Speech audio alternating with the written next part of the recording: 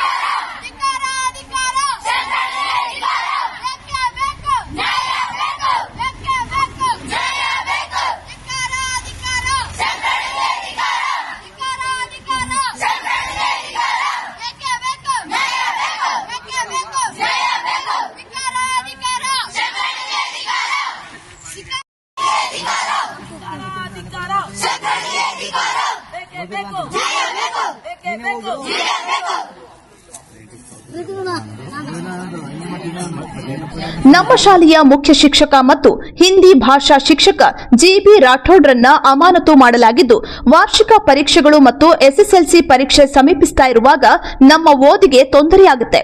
ಪರೀಕ್ಷಾ ಸಮಯದಲ್ಲಿ ಶಿಕ್ಷಕರ ಅಮಾನತು ಅವಶ್ಯಕತೆ ಏನಿತ್ತು? ಆಡಳಿತ ಮಂಡಳಿಯ ಅಧ್ಯಕ್ಷ ಶಂಕರ್ರ ಸರ್ವಾಧಿಕಾರಿ ಧೋರಣೆಯಿಂದ ಭಾರಿ ತೊಂದರೆ ಆಗ್ತಿದೆ ಎಂದು ಆಕ್ರೋಶ ವ್ಯಕ್ತಪಡಿಸಿದರು. ಸ್ಥಳದಲ್ಲೇ ಶಾಸಕ ಎ ಮಂಜುಗೆ ದೂರವಾಣಿ ಕರೆ ಮಾಡಿದ ವಿದ್ಯಾರ್ಥಿಗಳು ತಮ್ಮ ಸಮಸ್ಯೆ ಹೇಳಿಕೊಂಡರು. ಪ್ರತಿಭಟನೆಯ ವೇಳೆ ಮಾತನಾಡಿದ ವಿದ್ಯಾರ್ಥಿಗಳು ಆಡಳಿತ ಮಂಡಳಿಯ ಅಧ್ಯಕ್ಷ ಶಂಕರ್ ಮುಖ್ಯ ಶಿಕ್ಷಕರ ಮೇಲೆ ಆರೋಪಗಳನ್ನು ಮಾಡಿ ಅಮಾನತು ಆಗುವಂತೆ ಮಾಡಿದ್ದಾರೆ. ಪರೀಕ್ಷೆ ಸಮೀಪಿಸ್ತಾ ಇರೋದ್ರಿಂದ ನಮಗೆ ಹಿಂದಿ ಭಾಷೆಯ ಶಿಕ್ಷಕರ ಅಗತ್ಯವಿದ್ದು ರಾಠೋಡ್ರನ್ನ ಅಮಾನತು ಮಾಡದೆ ಶಾಲೆಗೆ ಕಳುಹಿಸಿಕೊಡಿ ಎಂದರು. ಮ್ಯಾನೇಜ್ಮೆಂಟ್ ಆದಂತ ಶಂಕರಣ್ಣ ಅವರು 12 ಓನರು ಅವ್ರಿಗೆ ಇಟ್ಕೊಂಡು ನಮ್ಮ ಜಿಬಿಆರ್ ಸರ್ ಮೇಲೆ ಅವರು ಏನೇನೋ ಕಂಪ್ಲೇಂಟ್ ಮಾಡಿ ಅವರು ಜಿಬಿಆರ್ ಸರ್ ಎಲ್ಲರ ಮಕ್ಳಿಗೆ ಹೊಡಿತಾರಂತೆ, ಮತ್ತೆ ಸರ್ಗಳಿಗೆ ಏನೋ ಕಿರಿಕ್ ಮಾಡ್ತಾರಂತೆ ಅಂತ ಏನೋ ಕಾರಣ ಕೊಟ್ಬಿಟ್ಟು ಈಗ ಜಿಬಿಆರ್ ಸರ್ನ ಸಸ್ಪೆಂಡ್ ಮಾಡಕ್ಬಿಟ್ಟು ಈಗ PR ಸರ್ನ ಹೊಸ ಹೆಡ್ ಮಾಸ್ಟರ್ ಆಗಿ ಇದ್ ಮಾಡವ್ರೆ. ಅದಕ್ಕೆ ನಮ್ಗೆ ಈಗ ಯಾರು ಏನು ಬೇಡ, ನಮ್ಗೆ ಜಿಬಿಆರ್ ಸರ್ ಕಳಿಸ್ಕೊಡಿ. ನಮ್ಗೆ ಇನ್ನೊಂದು ತಿಂಗಳು SSLC ಎಕ್ಸಾಮ್ ಬೇರೆ ಐತೆ. ನಾವು ಹಿಂದಿ ಬರ್ನಿಲ್ಲ ಅಂತ ಅಂದ್ಬಿಟ್ಟು SSLC ಎಕ್ಸಾಮ್ ಹೆಂಗ್ ಬರೆಯೋದು, ಕಲಿಬೇಕಾ ಕಲಿಬಾರ್ದ, ಇಲ್ಲ ಎಕ್ಸಾಮ್ ಬರೀಬೇಕು, ಇಲ್ಲ ಫೇಲ್ ಆಗಬೇಕು, ಪಾಸ್ ಆಗಬೇಕು. ಇಷ್ಟು ಜನ 10th ಇದ್ದೀವಿ, ನಾವು ಎಕ್ಸಾಮ್ ಮಾಡಿ ಪಾಸ್ ಆಗಬೇಕು, ನಾವೆಲ್ಲ ಭವಿಷ್ಯ ಹಾಳು ಮಾಡ್ಕೋಬೇಕು, ಇಲ್ಲ ಈ ಸ್ಕೂಲ್ ರಿಸಲ್ಟ್ ನ ಹಾಳು ಮಾಡಬೇಕು ಅನ್ನೋದನ್ನ ಇದ್ ಮಾಡ್ಕೊಂಡು ಬಂದು ಜಿಬಿಆರ್ ಸರ್ನ ಕಳಿಸ್ಬೇಕು ಅಂತ ಕೇಳ್ಕೊತೀವಿ. ಸ್ಥಳೀಯರು ಮಾತನಾಡುತ್ತಾ ಈ ಕಾಲೇಜು ಮತ್ತು ಶಾಲೆಯ ಕುರಿತು ಸಾರ್ವಜನಿಕರಲ್ಲಿ ಒಳ್ಳೆಯ ಭಾವನೆ ಇಲ್ಲ. ಇಲ್ಲಿ ನಡೆಯುತ್ತಿರುವ ಬೆಳವಣಿಗೆಯು ಮಕ್ಕಳ ಮೇಲೆ ಪರಿಣಾಮ ಬೀರುತ್ತೆ. ಆಡಳಿತ ಮಂಡಳಿಯು ಮುಖ್ಯ ಶಿಕ್ಷಕರ ಅಮಾನತು ಮಾಡಿಸಿದ್ದಾರೆ ಎಂದು ದೂರಿದರು. ನನಗೆ ವಿದ್ಯಾರ್ಥಿಗಳ ಪ್ರತಿಭಟನೆಯ ವಿಷಯ ಗಮನಕ್ಕೆ ಬಂದ ತಕ್ಷಣ ನಾನು ಇಲಾಖಾ ಕೆಲಸದ ನಿಮಿತ್ತ ಇಲಾಖೆಯ ಅಧಿಕಾರಿಗಳನ್ನ ಪ್ರತಿಭಟನಾ ಸ್ಥಳಕ್ಕೆ ಕಳುಹಿಸಿದ್ದು, ಅವರು ಸ್ಥಳಕ್ಕೆ ತೆರಳಿ ಪರಿಸ್ಥಿತಿಯನ್ನ ತಿಳಿಗೊಳಿಸಿದ್ದಾರೆ. ಆಡಳಿತ ಮಂಡಳಿ ಮತ್ತು ಶಿಕ್ಷಕರ ನಡುವಿನ ಭಿನ್ನಾಭಿಪ್ರಾಯಗಳನ್ನು ಇಲಾಖಾ ನಿಯಮದಂತೆ ಸರಿಪಡಿಸಿಕೊಳ್ಳಬೇಕೇ ಹೊರತು ಮಕ್ಕಳನ್ನು ಮಧ್ಯೆ ತರಬಾರದು. ಮಕ್ಕಳು ಮುಗ್ಧರಿದ್ದು ಅವರ ಮನಸ್ಸನ್ನು ಕೆಡಿಸುವ ಕೆಲಸವಾಗಬಾರದು. ಸೋಮವಾರ ಶಾಲೆಗೆ ತೆರಳುತ್ತೇನೆ ಎಂದು ಬಿಇಒ ಕೆಪಿ ನಾರಾಯಣ್ ತಿಳಿಸಿದರು. ಕಾಲೇಜ್ ಬಗ್ಗೆ ಸ್ಕೂಲ್ ಬಗ್ಗೆ ಒಳ್ಳೆ ಒಪಿನಿಯನ್ ಇರೋದಿಲ್ಲ. ಈ ಮಕ್ಕಳು ಹೊರಗಡೆ ಹೋಗ್ತಾರೆ. ವಾತಾವರಣ ಸೃಷ್ಟಿ ಆಗೈತೆ. ಕಾಲೇಜ್ ಬಾಕ್ಲ ಕೊಡ್ಬೇಕಾಯ್ತದೆ. ಅಲ್ಲ, ಒಂದ್ ನಿಮಿಷ, 48 ಮಕ್ಕಳು ಅಂತ ಅವ್ರಿಗೆ 20 ಮಾಡ್ತಾರ. ಇರೋದು ಒಳ್ಳೆ ಒಂದು ನೀಟಾಗಿ ನಡೀತಿದ್ರೆ ಇದೇ ಮಕ್ಕಳು ಕಂಟಿನ್ಯೂಟಿ ಇರ್ತಾರೆ, ಅವರೆಲ್ಲ ಇರ್ತಾರೆ. ಅವ್ರಿಗೆ ನಾನು ಹೇಳೋದು ಆಡಳಿತ ಅಲ್ಲಿಂದ ಬರೋರು ಮಕ್ಕಳು ಬರೋದಿಲ್ಲ. ಇವ್ರು ಬಾಕ್ಲಾಕ್ಸ್ಬೇಕಾಯ್ತದೆ. ಈಗ ಮಾಸ್ಟರ್ಗಳು ಏನ್ ಮಾಡೋರೆ, ಏನೋ ಕಾರಣ ಕೊಟ್ಟು ಮಾಸ್ಟರ್ಗಳು ಸಸ್ಪೆಂಡ್ ಮಾಡಿದ್ರಲ್ಲ, ಅರ್ಥ ಆಯ್ತಾ? ಆಮೇಲೆ ಎಲ್ಲಾ ಮನೆ ಎಕ್ಸಾಮ್ ಇನ್ನೊಂದು ತಿಂಗಳು ಇಲ್ಲ, 1 ತಿಂಗಳಲ್ಲಿ ಯಾರು ಮಾಸ್ಟರ್ಗಳು ಸಸ್ಪೆಂಡ್ ಮಾಡ್ತಾರೆ. ಈಗಲೇ ಡೆಪ್ಯುಟೇಷನ್ ಈ ಸ್ಕೂಲಿಂದ ಇಲಾಖೆ ಏನ್ ಮಾಡಿದ್ರೆ ಬಂದಿದ್ದಿಲ್ಲ. ಇಲಾಖೆ ಮಾಡೋರ ಇಲಾಖೆ ಮಾಡಿಲ್ಲ, ಇಲಾಖೆ ಬಂದಿಲ್ಲ. ಇವ್ರು ಮ್ಯಾನೇಜ್ಮೆಂಟ್ ಅವ್ರದ್ದು, ಅದನ್ನೇ ಮ್ಯಾನೇಜ್ಮೆಂಟ್ ಏನ್ ಕೇಳ್ತಾರೆ. ಯಾರು ಅವ್ರ ಯಾರು ಕೊಟ್ಟಿರ್ತಾರೆ, ಯಾರು ಯಾರು ಕೊಡ್ತಾರೆ.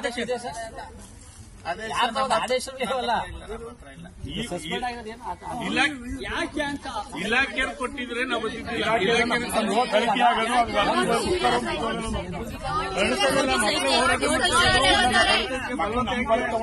ಸರ್, ನಿಮ್ ಬಲವಂತ ಬೇಡಿ ಸರ್. ಈಗ MLA ಫೋನ್ ಮಾಡಿದ್ರು ಹುಡುಗರು, MLA ಬರ್ತಾವ್ರೆ.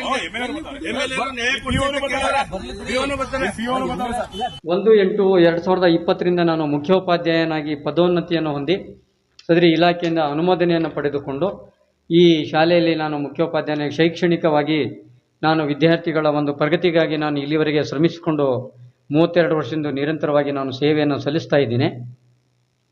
ಸದರಿ ಆಡಳಿತ ಮಂಡಳಿಯವರು ಮತ್ತು ಗ್ರಾಮದ ನಡುವೆ ಇರತಕ್ಕಂತಹ ವ್ಯಾಜ್ಯ ಆಡಳಿತ ಮಂಡಳಿಯ ಒಂದು SDMC ಕಮಿಟಿ ಮತ್ತು ಗ್ರಾಮದವರ ನಡುವೆ ಇರತಕ್ಕಂತಹ ಈ ವ್ಯಾಜ್ಯದ ವಿಚಾರವ ಸಂಬಂಧ ನನ್ನನ್ನು ಕೂಡ ಈ ಆಡಳಿತ ಮಂಡಳಿಯವರು ನನಗೆ ಬಲುಪಶಿ ಮಾಡ್ತಾ ಇರತಕ್ಕಂಥದ್ದು ನನಗೆ ತುಂಬ ಬೇಸರದ ವಿಚಾರವಾಗಿದೆ. ನಾನು ಆಡಳಿತ ಮಂಡಳಿಯವರಿಗೆ ಇಲ್ಲಿವರೆಗೂ ಕೂಡ ನಾನು ಈಗ ಹಾಲಿ ಇವರೇ ಇದ್ದರೂ ಕೂಡ ನಾನು ಇವರಿಗೆ ನಾನು ವಿಧೇಯಕನಾಗಿ ನಡ್ಕೊಂಡು ಬರ್ತಾ ಇದ್ದೀನಿ. ವಿದ್ಯಾರ್ಥಿಗಳಿಗೂ ಕೂಡ ನಾನು ಯಾವುದೇ ರೀತಿಯಾದ ಚ್ಯುತಿ ಬರದ ಹಾಗೆ ಲೋಪ ಬರದ ಹಾಗೆ ನಾನು ಇಲ್ಲಿವರೆಗೆ ನಾನು ನಡ್ಕೊಂಡು ಬರ್ತಾ ಇದ್ದೀನಿ.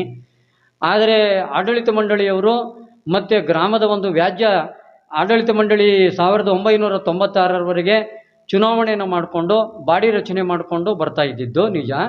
ಆದರೆ 1996ರಿಂದ ತದನಂತರ ಇಲ್ಲಿವರೆಗೆ ಆಡಳಿತ ಮಂಡಳಿಯ ಯಾವುದೇ ಒಂದು ಬಾಡಿ ಚುನಾವಣೆ ಮಾಡದೇನೆ ಎಲೆಕ್ಷನ್ ಮಾಡದೇನೆ ಇವರೇನೆ ಮುಂದುವರ್ಕೊಂಡು ಬರ್ತಾ ಇದ್ದಾರೆ. DR ಹತ್ರ ರಿಜಿಸ್ಟ್ರೇಷನ್ ಮಾಡಿಸ್ಕೊಂಡು ಬರ್ತಾ ಇದ್ದಾರೆ. ನಾವು ಇದೇ ಬಾಡಿ ಅಂಥೇಳಿ ನಾವು ನಂಬ್ಕೊಂಡು ನಾವು ಇವರೇ ಆಡಳಿತ ಮಂಡಳಿ ಅಂಥೇಳಿ ಅಂದ್ಕೊಂಡು ನಾವು ಕೆಲಸ ಕಾರ್ಯಗಳನ್ನು ನಮ್ಮ ಪಾಡಿಗೆ ನಾವು ಕೆಲಸ ಕಾರ್ಯವನ್ನು ಶೈಕ್ಷಣಿಕವಾಗಿ ನಮ್ಮ ಪಾಡಿಗೆ ನಾವು ಕೆಲಸವನ್ನು ಮಾಡಿಕೊಂಡು ಬರ್ತಾ ಇದ್ದೀವಿ ಸರ್. ಆದರೆ ಈ ಕಾರಣ ಕೇಳಿ ನನಗೆ ನೋಟಿಸ್ ಕೊಟ್ಟರು. ಏನಂದರೆ ನೀವು ಗ್ರಾಮದವರಿಗೆ ನೀವು ನನ್ನ ಮೇಲೆ ವಿರುದ್ಧವಾಗಿ ನೀವು ಹೇಳಿದ್ದೀರಿ, ನಮ್ಮ ಆಡಳಿತ ಮಂಡಳಿ ಮೇಲೆ ಎತ್ಕಟ್ಟಿದ್ದೀರಿ ಜನಗಳನ್ನು ಅಂಥೇಳಿ ಹೇಳಿರ್ತಕ್ಕಂಥದ್ದು ಅದು ಸತ್ಯಕ್ಕೆ ದೂರವಾಗಿದೆ. ನಾನು ಆಡಳಿತ ಮಂಡಳಿ ಮತ್ತು ಗ್ರಾಮದವರಿಗೆ ನಾನು ಯಾವುದೇ ರೀತಿಯಾದ ಎತ್ತು ಕಟ್ಟುವಂತಹ ಅಥವಾ ಆಡಳಿತ ಮಂಡಳಿಯವರ ಮೇಲೆ ವಿರುದ್ಧವನ್ನು ಜನಗಳಿಗೆ ನಾನು ಹೇಳತಕ್ಕಂತಹ ಅವಶ್ಯಕತೆ ಇಲ್ಲ. ಕಾರಣ ಏನು ಅಂತಂದರೆ ಗ್ರಾಮದವರು ಇವತ್ತು 5-6 ಸಾವಿರ ಜನಸಂಖ್ಯೆ ಉಳ್ಳ ದೊಡ್ಡ ಗ್ರಾಮವಾಗಿದೆ. ಇದು ಆಸ್ಪತ್ರೆ ಇದೆ, ಪಂಚಾಯಿತಿ ಇದೆ, ಕಾಲೇಜ್ ಇದೆ, ಹೈಸ್ಕೂಲ್ ಇದೆ, ಎಲ್ಲ ಶೈಕ್ಷಣಿಕವಾಗಿ ತುಂಬ ಉನ್ನತೀಕರಣವಾಗಿರ್ತಕ್ಕಂಥ ಗ್ರಾಮವಾದ್ದರಿಂದ ಇದು ಈ ಗ್ರಾಮದಲ್ಲಿ ನಾನು ಗ್ರಾಮದವರಿಗೆ ನಾನು ಹೇಳ್ತಕ್ಕಂಥ ಯಾವುದೇ ರೀತಿಯಾದ ಅವಶ್ಯಕತೆ ಇಲ್ಲ. ಗ್ರಾಮದಲ್ಲಿ ಅನೇಕ ಜನರಿದ್ದಾರೆ, ಅನೇಕ ವಿದ್ವಾಂಸರಿದ್ದಾರೆ. ಹಾಗಾಗಿ ಅವರೆಲ್ಲರೂ ಸೇರಿ ಇವತ್ತು ಆಡಳಿತ ಮಂಡಳಿಯನ್ನು ವಜಾಗೊಳಿಸಿ ಪಾರದರ್ಶಕವಾದ ಆಡಳಿತ ಮಂಡಳಿಯನ್ನು ತರಬೇಕು ಅಂತಕ್ಕಂಥ ವಿಚಾರದಲ್ಲಿ ಇದು ಗ್ರಾಮ ಮತ್ತು ಆಡಳಿತ ಮಂಡಳಿ SDMC ಕಮಿಟಿ ಅಂತ ನಾವೇನು ಹೇಳ್ತೀವಿ, ಈ ಕಮಿಟಿ ಮಧ್ಯೆ ನಡೀತಕ್ಕಂತಹ ಒಂದು ವ್ಯಾಜ್ಯವೇ ವಿನಃ ಇದಕ್ಕೂ ನನಗೂ ಯಾವುದೇ ರೀತಿಯಾದ ಸಂಬಂಧ ಇಲ್ಲ. ಆದರೆ ಇದನ್ನೇ ಕಾರಣವನ್ನಾಗಿಟ್ಕೊಂಡು ಗ್ರಾಮದವರು ನನ್ನ ವಿದ್ಯಾರ್ಥಿಗಳು ಹೆಚ್ಚಿನ ಮಟ್ಟದಲ್ಲಿ ನಾನು 32 ವರ್ಷ ಸೇವೆ ಮಾಡಿರೋದ್ರಿಂದ ಇನ್ನೂ 2 ವರ್ಷ ನನ್ನ ಸೇವೆ ಅವಕಾಶ ಇದೆ. ಆದರೆ ನಾನು ಎಲ್ಲ ಬರ್ತಕ್ಕಂಥ ಗ್ರಾಮದ ವಿದ್ಯಾರ್ಥಿಗಳು ನನ್ನ ಹಿರಿಯ ವಿದ್ಯಾರ್ಥಿಗಳ ಮಕ್ಕಳೇ ಬಹುಪಾಲು ವಿದ್ಯಾರ್ಥಿಗಳು ಆಗಿರೋದ್ರಿಂದ ಆಡಳಿತ ಮಂಡಳಿಯವರಿಗೆ ಸಂಶಯ ಏನಪ್ಪ ಅಂದರೆ ನಾವು ಹೇಳ್ಕೊಟ್ಟಿದ್ದೀವಿ, ಗ್ರಾಮದವರಿಗೆ ಜನರಿಗೆ ಹೇಳ್ಕೊಟ್ಟಿದ್ದೀವಿ ಅಂತಕ್ಕಂಥ ಮಾತು. ಅದು ತುಂಬಾ ತಪ್ಪು ಗ್ರಹಿಕೆಯಿಂದ ಅವರಿಗೆ ಅನುಮಾನ ಆಗಿರೋದ್ರಿಂದ ಅವರು ನನ್ನ ಮೇಲೆ ಇಲ್ಲ ಸಲ್ಲದ ಒಂದು ತೇಜೋವಧೆಯನ್ನು ಮಾಡ್ತಾ ಇದ್ದಾರೆ, ಅವಾಚ್ಯವಾಗಿ ಬೈದಿದ್ದಾರೆ. ಅದಕ್ಕೆ ವಿದ್ಯಾರ್ಥಿಗಳು ಸಾಕ್ಷಿ ಇದ್ದಾರೆ.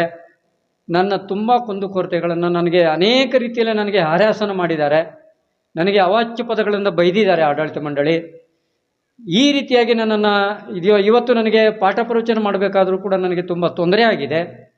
ಆಡಳಿತ ಮಂಡಳಿಯಿಂದ ನನಗೆ ನೋವುಂಟಾಗಿದೆ ವಿನಃ ನಾನು ವಿದ್ಯಾರ್ಥಿಗಳಿಗೆ ಯಾವುದೇ ರೀತಿಯಾದ ನನ್ನ ಮಗು ಎಂದು ನಾನು ತಿಳ್ಕೊಂಡು ನಾನು ವಿದ್ಯಾರ್ಥಿಗಳ ಜೊತೆಗೆ ಒಂದು ವಿಶ್ವಾಸವಾಗಿ ನಾನು ಪಾಠ ಪ್ರವಚನ ಮಾಡ್ಕೊಂಡು ಬರ್ತಾ ಇದ್ದೀನಿ.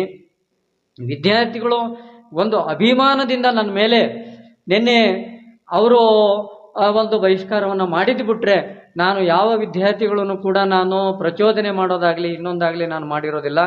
ನನ್ನ ಸೇವೆ ಪರಿಗಣಿಸಿ ವಿದ್ಯಾರ್ಥಿಗಳಿಗೆ ನೋವುಂಟಾಗಿ ವಿದ್ಯಾರ್ಥಿಗಳು ನಿನ್ನೆ ಧರಣಿ 1963-64ನೇ ಇಸ್ವಿಯಲ್ಲಿ ಶ್ರೀ ಶೃಂಗೇರಿ ಜಗದ್ಗುರುಗಳಿಂದ ಉದ್ಘಾಟಿತವಾಗಿರ್ತಕ್ಕಂಥ ಶ್ರೀ ಶಂಕರ ವಿದ್ಯಾಸಂಘ ಶ್ರೀ ವಿದ್ಯಾಶಂಕರ ಪ್ರೌಢಶಾಲೆ ರುದ್ರಪಟ್ಟಣ, ಈ ಸಂಸ್ಥೆಯು ಹಿಂದಿನ ದಿನಗಳಿಂದಲೂ ಕೂಡ ತುಂಬ ಶೈಕ್ಷಣಿಕವಾಗಿ ಜಿಲ್ಲೆಯಲ್ಲಿ ತುಂಬ ಉತ್ತಮ ಶೈಕ್ಷಣಿಕ ಪ್ರಗತಿಯನ್ನು ಪಡೆದುಕೊಂಡು ಉತ್ತಮ ಫಲಿತಾಂಶವನ್ನು ಪಡೆದುಕೊಂಡು ಇವತ್ತಿನವರೆಗೂ ಕೂಡ ಬಂದಿದೆ. ಆದರೆ ಈ ಆಡಳಿತ ಮಂಡಳಿಯು ಹಿಂದೆ ಇರತಕ್ಕಂತಹ 25 ಜನ ಸದಸ್ಯರಿದ್ದು ಒಬ್ಬರು ಅಧ್ಯಕ್ಷರು, ಉಪಾಧ್ಯಕ್ಷರು ಮತ್ತು ಕಾರ್ಯದರ್ಶಿಗಳು ಸದಸ್ಯರುಗಳನ್ನು ಒಳಗೊಂಡಿರ್ತಕ್ಕಂಥ 25 ಜನರ ಒಂದು ಬಾಡಿ ಇರತಕ್ಕಂಥದ್ದು ಇದು. ಇಲ್ಲಿ ಪ್ರತಿ 3 ವರ್ಷಕ್ಕೊಮ್ಮೆ ಚುನಾವಣೆ ಮಾಡಬೇಕು ಅಂತಕ್ಕಂಥ ಬೈಲಾದಲ್ಲಿ ನಿಯಮ ಇರತಕ್ಕಂಥದ್ದು. 1996ರ ಹಿಂದೆ ಪಾರದರ್ಶಕವಾಗಿ ಆಡಳಿತ ಮಂಡಳಿ ನಡೆದುಕೊಂಡು ಬರ್ತಾ ಇದೆ. ಉದಾಹರಣೆಗೆ ನಾನು 92ನೇ ಇಸ್ವಿಯಲ್ಲಿ ನಾನು ಕೆಲಸಕ್ಕೆ ಸೇರಿದಂಥ ಸಂದರ್ಭದಲ್ಲಿ ನಮ್ಮ ಶಾಲೆಗೆ ಬಾವಿಯಿಂದ ನೀರನ್ನು ಸೇರ್ತಕ್ಕಂಥ ಅಥವಾ ಬಾವಿಯಿಂದ ನೀರನ್ನು ತಗೊಳ್ತಕ್ಕಂಥ ಒಂದು ಸಂದರ್ಭದಲ್ಲಿ ಬಾವಿಗೆ ಆ ಒಂದು ಹಗ್ಗ ಬೇಕಾದಂಥ ಸಂದರ್ಭದಲ್ಲಿ ಆಡಳಿತ ಮಂಡಳಿಗೆ ನಾವು ಮನವಿಯನ್ನು ಕೊಡ್ತಕ್ಕಂಥ ಸಂದರ್ಭದಲ್ಲಿ ಆಡಳಿತ ಮಂಡಳಿಯು ಆ ಹಗ್ಗ ಎಷ್ಟು ಉದ್ದವಾಗಿದೆ, ಎಷ್ಟು ಮೀಟ್ರ್ ಇದೆ, ಅದಕ್ಕೆ ಬೇಕಾಗತಕ್ಕಂಥ ತಗಲ್ತಕ್ಕಂಥ ವೆಚ್ಚ ಎಷ್ಟು ಅಂತಕ್ಕಂಥ ವಿಚಾರವನ್ನು ಅಂದಿನ ದಿನದಲ್ಲಿ ಇರ್ತಕ್ಕಂಥ ಮುಖ್ಯೋಪಾಧ್ಯಾಯನಿಯರಾಗಿರ್ತಕ್ಕಂಥ ಎಚ್ ಕೆ ನಾಗಮ್ಮನವರಿಗೆ ಕೇಳಿರ್ತಕ್ಕಂಥದ್ದು. ಅಂತಹ ಪಾರದರ್ಶಕವಾಗಿರ್ತಕ್ಕಂಥ ಆಡಳಿತ ಮಂಡಳಿ ಅಂದಿನ ದಿನಗಳಲ್ಲಿ ಇತ್ತು ನಿಜ. ಆದರೆ ಇಂದಿನ ಆಡಳಿತ ಮಂಡಳಿ 25 ಜನ ಇರ್ತಕ್ಕಂಥ ಸದಸ್ಯರನ್ನು ಒಳಗೊಂಡಿರ್ತಕ್ಕಂಥ ಸದಸ್ಯರುಗಳು. ಆದರೆ ಇಂದು ಕೇವಲ 5 ಜನರನ್ನ ಒಳಗೊಂಡಿರ್ತಕ್ಕಂಥ ಆಡಳಿತ ಮಂಡಳಿಯಾಗಿದೆ. ಇದು ಗ್ರಾಮಕ್ಕೆ ಸಹಿಸಲಾರದ ಒಂದು ವಿಚಾರವಾಗಿದೆ. ಇದು ಗ್ರಾಮ ಮತ್ತು ಆಡಳಿತ ಮಂಡಳಿ ಇವರ ಮಧ್ಯೆ ನಡೀತಕ್ಕಂಥ ಹಾಂ ಸರ್